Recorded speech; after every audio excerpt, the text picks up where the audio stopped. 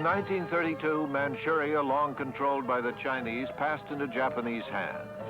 It was renamed Manchukuo, which in Japanese means Manchuria land. The last boy emperor of the Qing dynasty, Puyi, was installed as regent of a puppet government established by the Japanese.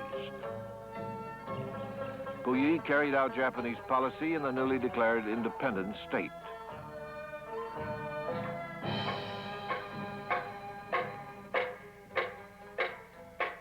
The Japanese Kwantung Army ostensibly protected Japanese interests, but in fact made the independence of Manchukuo a blatant fiction. Although the Chinese did not resist, the forces of future conflict had been unleashed. By March 1933, the forces of war were set in motion. The Japanese military had seized control of foreign policy. Japan had resigned from the League of Nations. The system of collective security, of treaties outlawing war, and of disarmament had all but collapsed. China was a vacuum in fragmented disarray, sucking in the expansionist Japanese till it was too late for them to turn back. While Europe was dominated by individuals, the Far East seemed to be dominated by powerful forces that appeared to be out of control. The Lytton Commission toured Manchuria following the invasion on a fact-finding mission launched by the League of Nations. The Lytton report called for an autonomous Manchuria and condemned Japanese aggression. Japan objected. The adoption of this report would give the impression to the Chinese that they had been exonerated from all responsibility, that they could continue to defy Japan with impunity. It would serve further to embitter the feelings of the Japanese and Chinese peoples. I ask you not to adopt this report for the sake of peace in the Far East and for the sake of peace throughout the world. The report condemning Japan was unanimously adopted. Le rapport est adopté à l'unanimité.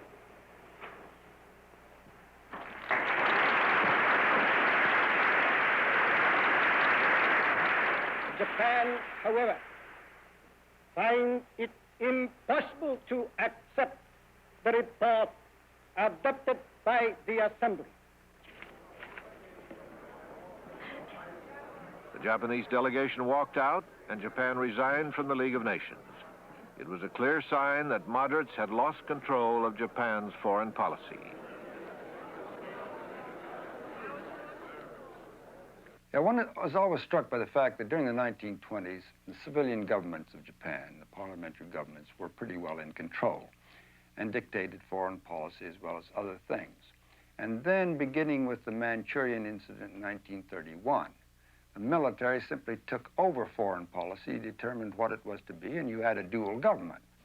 And from there on, you have the army making foreign policy, and the poor civilian government sort of following behind, trying to justify it, argue for it, even though it didn't believe in it itself. Now, they could have controlled it, perhaps, by their control of the budget, by simply stopping giving money to the military for purposes of expansionism. They didn't dare. The whole tenor of Japan, of attitudes in Japan, had gotten to the point where they felt that if they tried to cut the army off at the ankles in that way by not voting its budget, maybe you'd have a coup d'etat.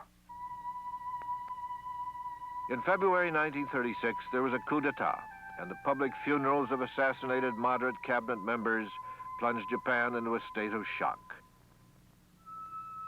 Some 1,500 young army officers and soldiers had revolted, taking over the War Office, the Prime Minister's residence, and the Diet or Parliament building.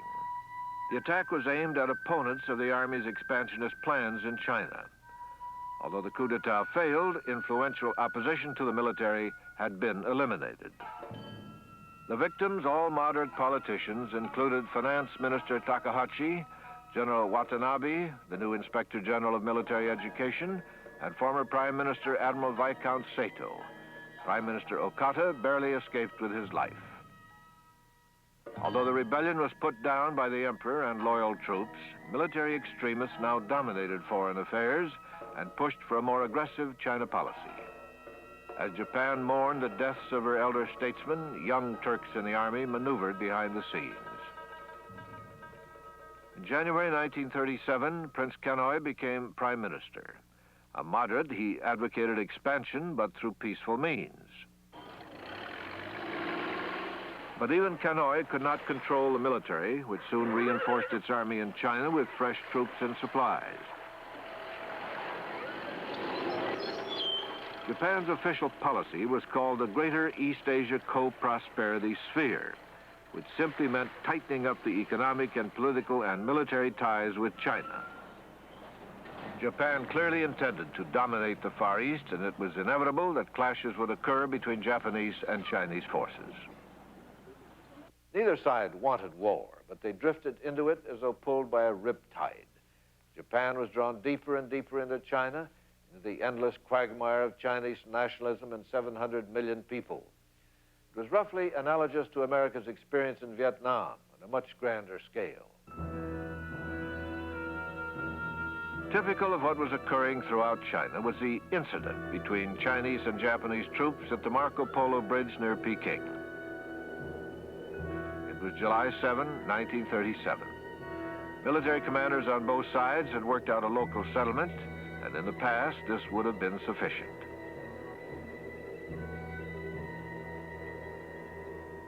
The Chinese government in Nanking had had so many of these settlements, which had always ended up with some further small aggrandizement of Japanese territory or controls or privileges. But they said they'd had enough of that. They wanted an overall settlement with the Japanese. And they demanded something more basic, and then the Japanese replied the same way, and they dug their heels in, and first thing you knew, they were at war with each other. It was an accident. Neither side wanted the war. Fighting soon spread to Shanghai. The Chinese initially attacked the city, and Japanese troops counterattacked, convinced they could win a quick victory and dictate the peace terms.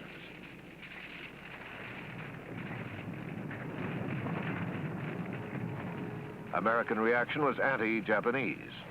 Without a declaration of war and without warning or justification of any kind, civilians, including vast numbers of women and children, are being ruthlessly murdered with bombs from the air.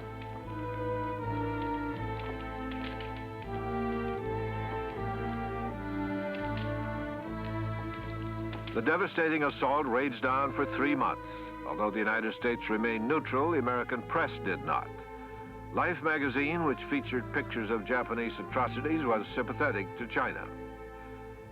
Its publisher, Henry Luce, had grown up in China, the son of a Presbyterian missionary.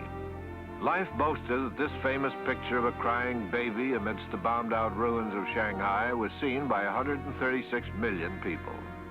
Japanese aggression was also condemned by President Roosevelt. Nations are fomenting and taking sides in civil warfare in nations that have never done them any harm. Nations claiming freedom for themselves do not deny it to others. America. In spite of FDR's vehemence, Japanese troops pushed deeper into China.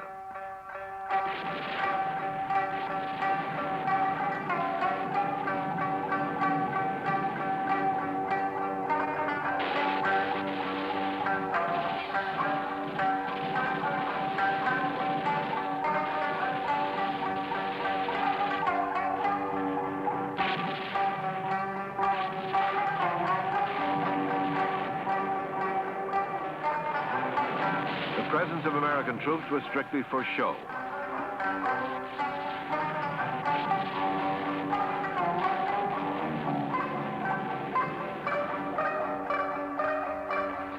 The United States maintained a contingent of U.S. Marines to protect Americans on the mainland.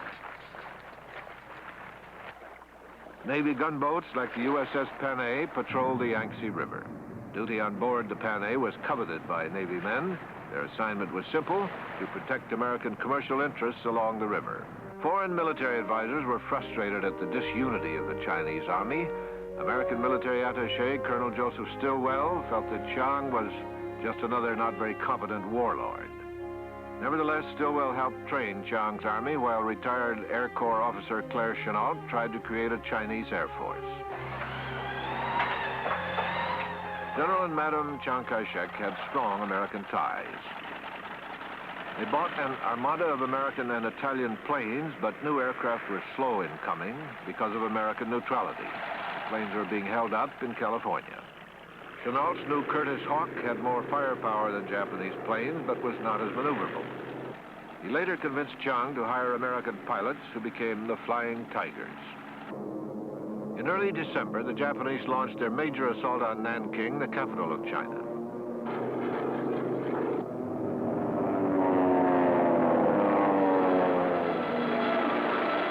Japanese bombers devastated the city.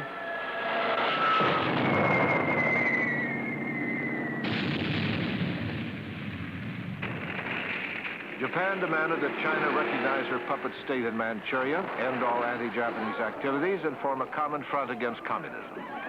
As both governments haggled, Nanking civilians were the ones to suffer the most. General Chiang Kai-shek refused the Japanese terms and evacuated the city for Hankow. Chiang was reluctant to commit his army to almost sure defeat. Knowing he would have to fight Mao Zedong and the communists, he abandoned Nanking to the Japanese.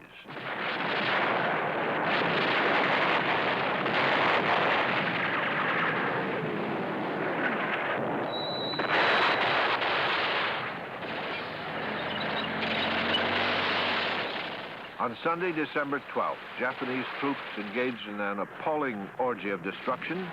Historians would later call the siege the Rape of Nanking.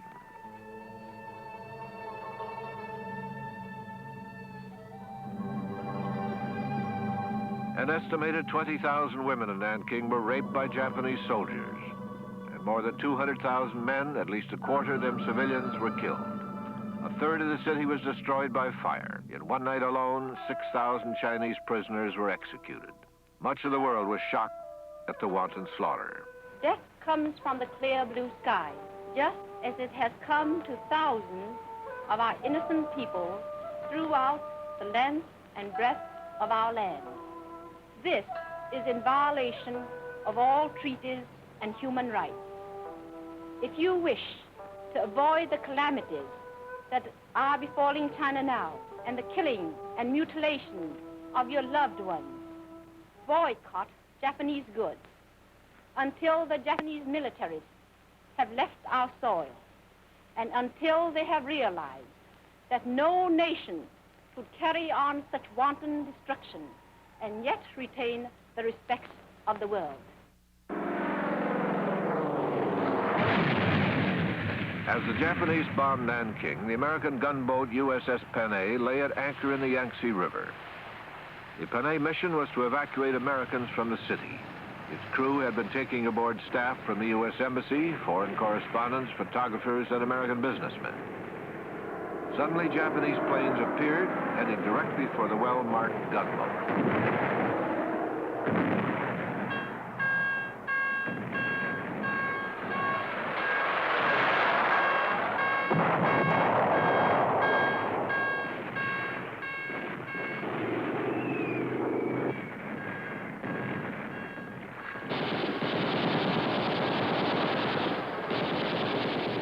As the sailors tried to hold off the attacking aircraft, the captain ordered the ship abandoned.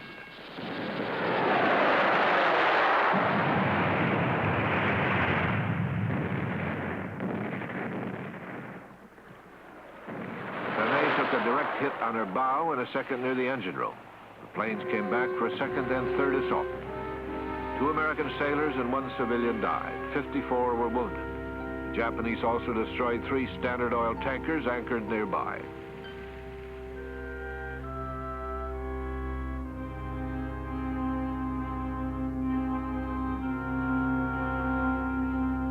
One of the most moving reports of the incident came from a foreign correspondent, Italian journalist Luigi Barzini, who tried to comfort his mortally wounded colleague, Sandro Sandri. Barzini later described the attack this way. We were counting off the seconds of our lives with a strange inner rebellion, with disgust for our futile end. There was surely some sort of misunderstanding. It seemed incredible. We did not want to believe it. It was on Christmas Eve that the Japanese apology was delivered. I am very sorry to receive the reports that the American gunboat Panay has been bombed and sunk by Japanese naval airplanes in the Yangtze River above Nanking. It was a great mistake. The Japanese government and people wished to express their sincerest and profoundest regret to the American government and people on account of this deplorable incident.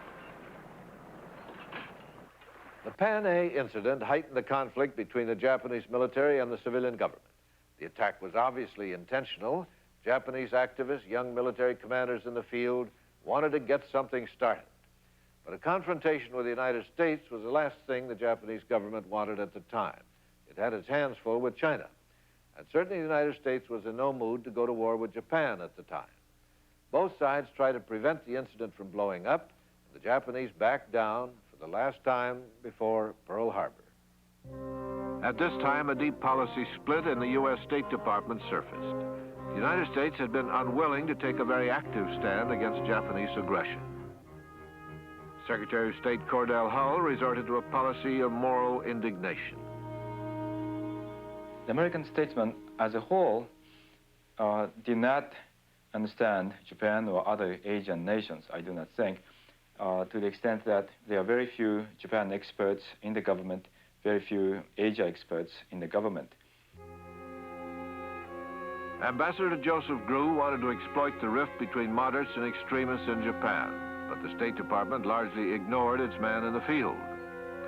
Asian policy was influenced by the chief of the Far Eastern Division, the powerful Stanley Hornbeck, who insisted on supporting China and advocated a hard line against Japan. In 1938, the Japanese government proclaimed its new order in Asia, a policy to totally subjugate China. The new Asian order is a very important concept, I think, to try to understand Japan's foreign policy in the 1930s. Now, part of this is a cover for Japan's expansionism. They first go into Manchuria, they conquer China, and then they say they have done it because they would like to establish a new Asian order. Quite often it's simply rhetoric, a propaganda gimmick to try to sell their more expansionist conquests to the rest of the world and to the Japanese people. A strong army was vital to the new order. The government appealed to the patriotism of the Japanese people. As draftees began their training, militarists disguised their motives as a kind of Monroe Doctrine for Asia. Enlistment became part of a sacred mission, but a powerful military was only part of the new order.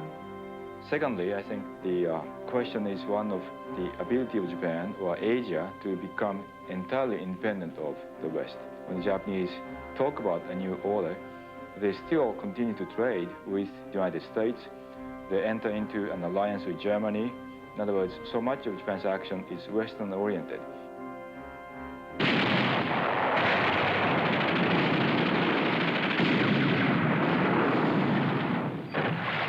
In June 1940, after the fall of France, the Japanese army moved into northern Indochina. The war in Europe encouraged Japan to establish a bridgehead in Vietnam and use it as a springboard to seize oil and raw materials from the now vulnerable colonies of the British, the French, and the Dutch. After the collapse of France, it made it easy for the Japanese to take over northern French Indochina and cut off the last rail link from the outside world into China. It was another effort to try to strangle the Chinese and make them give up in their war. And we took certain actions against that preparatory. We denounced the commercial treaty and did some things of that sort, showing that we were finally going to do something more than just shake our finger and talk about it. We were going to act.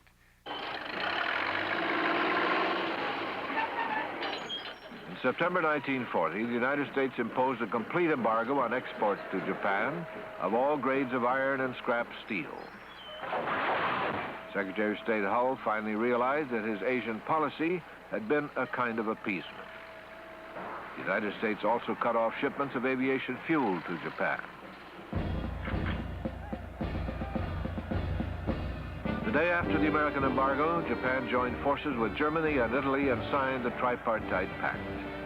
Japanese Foreign Minister Matsuoka paraded triumphantly in Berlin, representing the most militant Japanese government to date.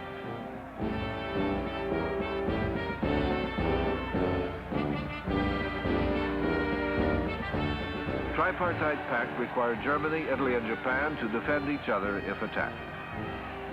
Suddenly, the European crisis had merged with the Far Eastern crisis. It's impossible to point to one incident and say this was the turning point, this triggered war. Certainly American policy toward Japan in the 1920s, our immigration policies, our attempts to limit Japan's navy, all that contributed and set some forces in motion. It was diplomat historian George Kennan who observed that in the fabric of human events, one thing leads to another. Every mistake is, in a sense, the product of all the mistakes that have gone before it, from which fact it derives a sort of cosmic forgiveness.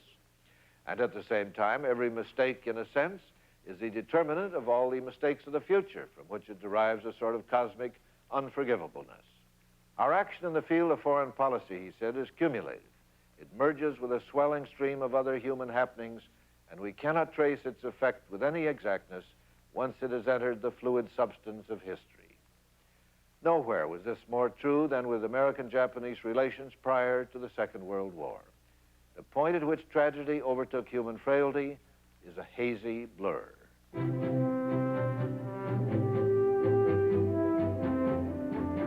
In the fall of 1940, America quietly went about raising an army.